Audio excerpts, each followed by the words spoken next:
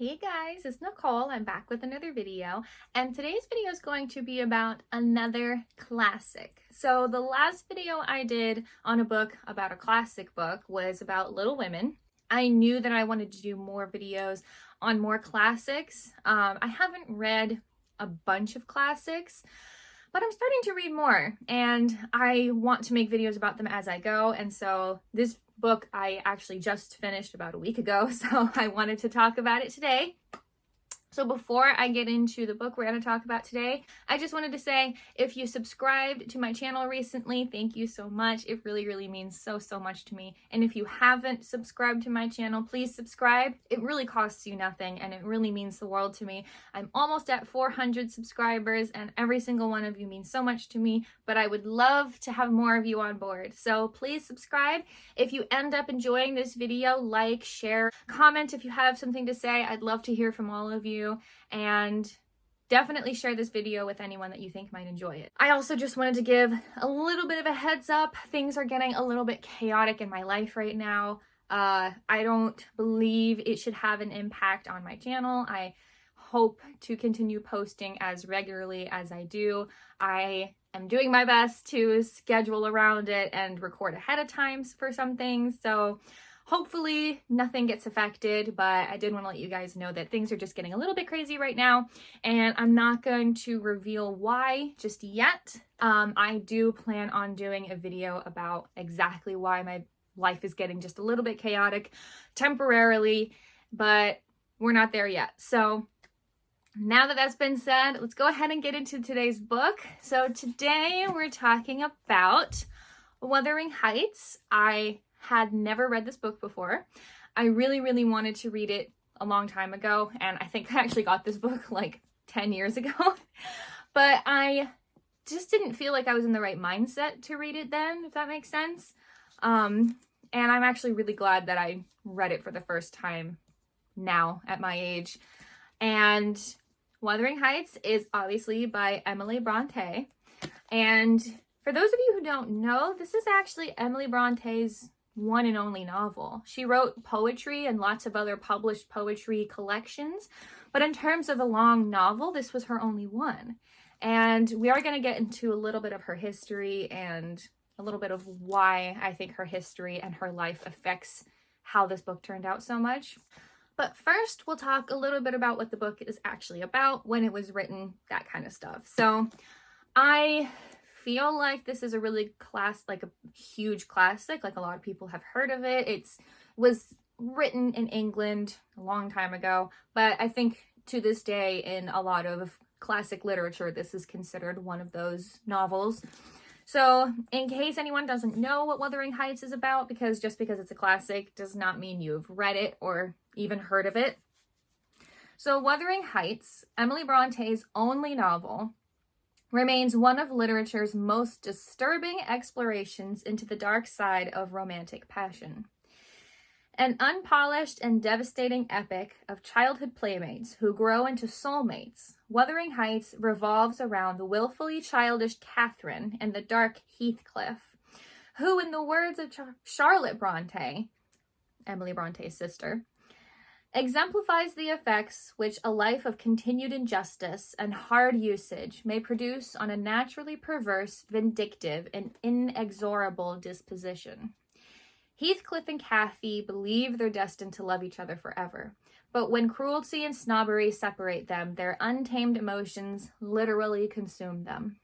Set amid the wild and stormy Yorkshire moors, Wuthering Heights is widely regarded as the most original tale of thwarted desire and heartbreak in the English language. As Algernon Charles Swinburne wrote, "The intelligent reader of Wuthering Heights cannot fail to recognize that what he is reading is a tragedy simply because it is the work of a writer whose genius is essentially tragic." So in case you've never heard of Wuthering Heights or what it's possibly about, that is essentially what it's about. It is a tragedy. The entire time I was reading this, it was very obvious to me that she got a lot of inspiration from possibly her own life, but also the way things were written and the way things panned out. It was clear to me she read Shakespeare. growing up. So Wuthering Heights was originally published, I want to get the year correctly, it was 18 something, and there's no reason why I can't just look to make sure it's the correct year.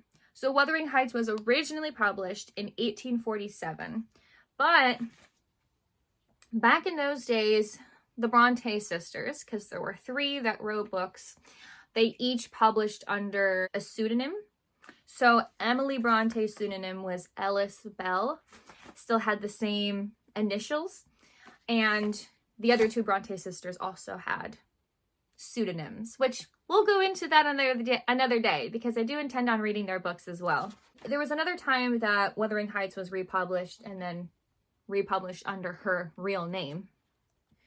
He re-released it, like reissued it, with a biographical notice by Charlotte, the oldest Bronte sister, who revealed Emily's extremely reserved nature and isolated life and their actual identities so that Emily could receive credit for the novel that she wrote.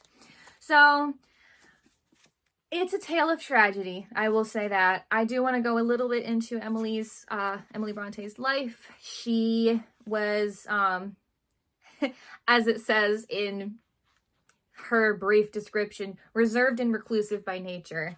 A lot of her life is kind of shrouded in mystery, as it says here. She did write a lot, but she actually passed away due to tuberculosis. She published her novel in 1847. She died the following year in 1848. And then it was reissued in 1850 to, I want to say, slightly more success. I think it was successful on its own because it's such a brash, completely unexpected novel for the time, Victorian times, and it really confused people and certainly got their attention. And so whether people loved it, it definitely got attention. So she passed away before, I think, it really grew to the level that we know of it today, but she did get to witness it actually be published. And so there's a little bit of that that's pretty tragic in and of itself. But a little bit about her. I'm not going to go through the whole introduction of her whole life, but essentially she and her siblings originally spent most of their time with their mother.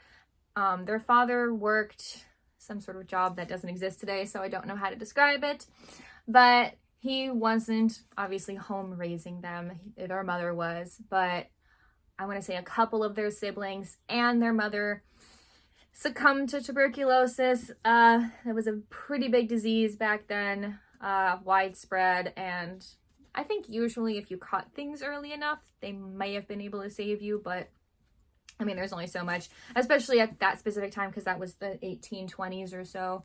So, But it was kind of already a tragic start to her life. Not that other families didn't also have that kind of similar tragedy, but in her specific circumstance, after their deaths, they went with their father to live in a kind of like an estate where he was like some sort of caretaker of something. And again, I don't know how to describe this because there's nothing like it today that I can compare it to. But essentially they went to live where their father worked as a sort of caretaker. So they spent most of their time at that estate. Now, there were other people around, but from reading the introduction of this book that was just to describe their lives, it kind of sounds like they intentionally didn't socialize with a lot of other people. It was mostly the Bronte siblings just interacting and playing with each other. They would see other people outside and then just not go interact with them, and they would just keep to themselves for the most part. And I don't really know if that was on their father, who chose to keep them secluded or encouraged them to do so, or if it was their decision, they just felt uncomfortable and they just wanted to be by themselves. But essentially they all kind of grew up as kind of recluses, so they didn't have a huge social, emotional community. So they only really had each other. When you hear of people that really only grew up with a certain amount of people and didn't have that much exposure to a lot of community, their lives can be a little bit more, their emotional intelligence and just overall growth can be kind of stunted. Humans are sociable creatures by nature. As much as I love my alone time, we need each other. There's a lot of animals. We are animals. We are humans. Human beings are animals. If you don't like that, that's just, you can't argue it. It is what it is. But we are sociable animals. We need each other. We need other people. And it's how we thrive. We can love our alone time and we can enjoy, times that we just shut ourselves away from the world. But you do eventually have to go back to the world, and you do eventually need other people. We need other people to survive. Even if we can take care of ourselves, like the basic physical needs, our emotional and social and mental needs still need to be met by community. So it seems to me that the Bronte siblings grew up pretty stunted in that area, and it really shows through in the novel Wuthering Heights, and how the characters are developed and how they're written. So I thought that was really important to mention. I think it's also very important to mention that I think by the end of their lives, it was just the three sisters, Charlotte, Emily, and Anne. And they had a brother who, I can't remember his name, but regardless, their brother was the one who originally the family thought would be the writer. They sent him off to school and he never really published anything. I'm not sure if that was because publishers turned him down or if he just never wrote something he felt proud enough to submit. But he eventually kind of fell into substance abuse, particularly alcohol and possibly opioids. That was very popular back then in the Victorian days. And the siblings, mostly Charlotte and Anne, kind of shunned him and they were not happy with what he was doing. But Emily stayed by his side and always loved and supported her brother. And to me, this is a total guess and just me doing my kind of literature analysis without a literature degree. I feel that there might be some connection between Catherine and Heathcliff and Emily and her brother, because I don't know, I can't say for sure there was any kind of incestual feelings between Emily and her brother, but there was certainly some sort of deep connection between the two. That Emily died not long after her brother died, and she died kind of by passively letting herself, because she came down with the respiratory disease.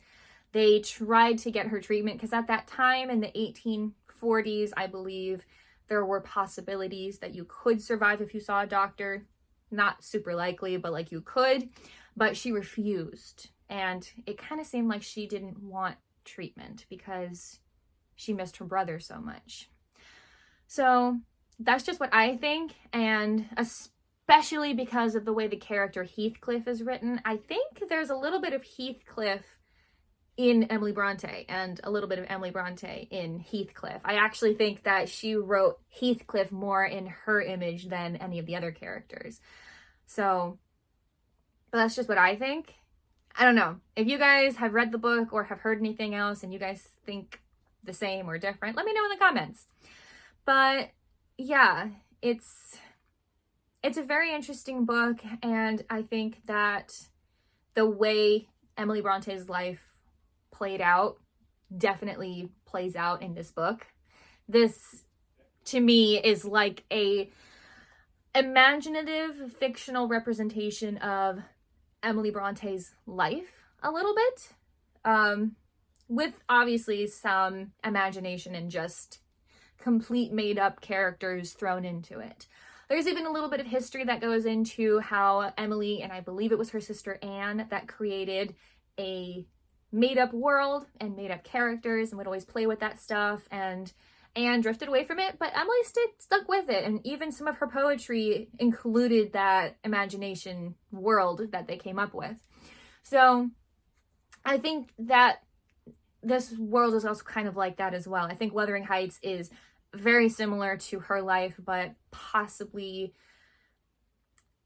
kind of blends her imagination that she had as a child with her reality, if that makes sense.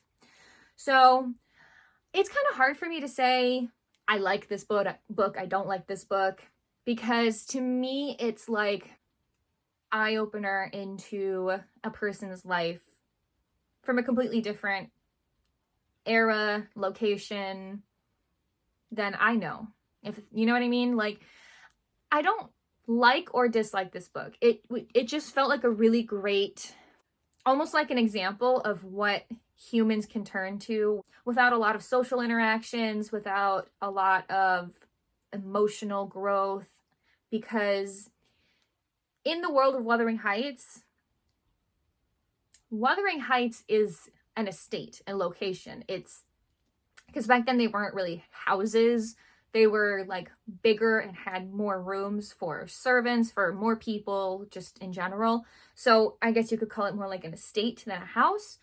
And it was like 14 miles from the nearest town. It was out in the middle of, like they mentioned, the moors. And there was another location, there was another estate called Thrushcross Grange that was not super close, but walkable-ish. It was a little far, but it was a lot closer than the nearest town. And those two estates interacted with each other, and that was it. They didn't really interact with anybody else on the outside world because they were in the middle of the country. There was nobody out there. And so to me, it kind of mirrors how her life panned out, with how they only interacted with their own siblings, and that was kind of it. That's why I really think that Wuthering Heights is a combination of her real life, but also her imagined world that she created while she was growing up. So I can't really say I liked or disliked it. I have heard of the movies that have been made since then, titled Wuthering Heights. I can say that they're probably loosely based on Wuthering Heights, because what I've heard is, oh, Heathcliff and Catherine they're meant to be, it's so romantic. They are horrible people. Reading this book, they are just the worst horrible people. When they don't get their way, they hurt others that have nothing to do with any kind of situation. And it's not completely on Heathcliff. Like, there were people who were horrible to Heathcliff first, but at the same time, that doesn't justify being horrific to other people. Like, nobody takes anybody's life, but they get pretty close. And they're all pretty horrible. They're all really, really horrific people. To me, there's not really anybody redeemable in this novel. Every single person, even the narrator, she's not that bad. The narrator it's so hard to explain, because apparently when families back then had servants, the servants would have children, and those children would sometimes grow up with the family's children. So that was her. Nellie Dean grew up with Heathcliff and Catherine and, what was his name? Catherine's brother. I'm forgetting his name.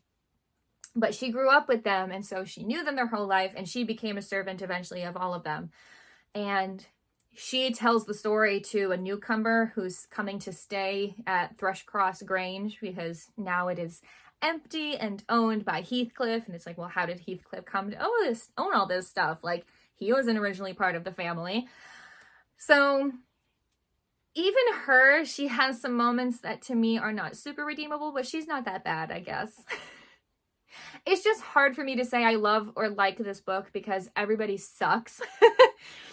I think I could say I like this book in the sense that I really like getting to see inside of someone's mind from that long ago in a different era and country, because it's very clearly, this is how, to me, this is like almost a representation of how Emily Bronte saw the world and how she saw people and how people would develop based on nature versus nurture, because you had two people that were raised in the same environment but treated very differently, and yet they both turned out horribly the same. And so it's a very interesting story about how people react to different situations or even the same situation. And so to me, it's like looking into her mind. So I do love that because I love to see the way people think, especially people who are so different from me, have had a completely different experience than me. And I think that that's why I liked reading Wuthering Heights. But I don't know if I would like consider it like a favorite novel or something that I would happily read again, because like I said, everyone kind of sucks. They're all horrible to each other. That's kind of where I sit with it. I like it for some reasons, but I don't think I could read it again because of how much I dislike every single character. But I am very glad that I read it. I think it was such, I don't want to say a fun read, but it was very fascinating. I do think it was important to read. I do think it was a novel that's important to read. And I wonder what other people think and why it's become such a classic. Because, yes, at the time it was originally published, you couldn't tell that a woman wrote the book because it was published under a pseudonym. But it's remained a classic for well over 100 years. It is exactly what it says. It's to look into the disturbing side of a dark romantic passion. It definitely is that. I guess I could see it being a classic for definitely the relationship between Catherine and Heathcliff. There's just so much else that goes on in this book and so many horrific things that they do to other people that it's so hard to focus on that specifically. Because when I'm reading a book and there's always horrible things happening, I'm like, how am I supposed to keep track of the plot? There's people are doing horrible things to each other all the time in this. What is the point of this book? But it does seem that the point of this book is Catherine and Heathcliff really believed that they were soulmates, but they didn't end up together. But it does explore the dark side of feeling this incredibly strong passion for another person and not being able to show it to them or do anything with it. It is curious where she got that idea, which is why I go back to the relationship between her and her brother. But not necessarily romance. It's incredibly passionate feelings, is I think what the book is mainly about.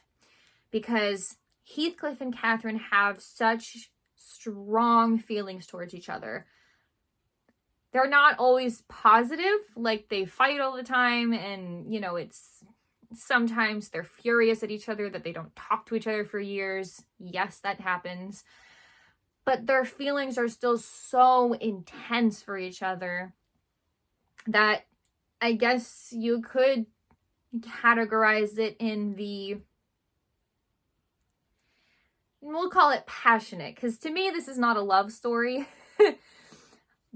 What they feel for each other, to me, is not love. It's obsession, it's passion, it's I'm determined to have you, but I can't have you, so I'm going to do everything that I can to try to get these feelings out and do something with these feelings. And so to me, that's not love. So it's a very interesting novel with an incredibly deep intellectual theme.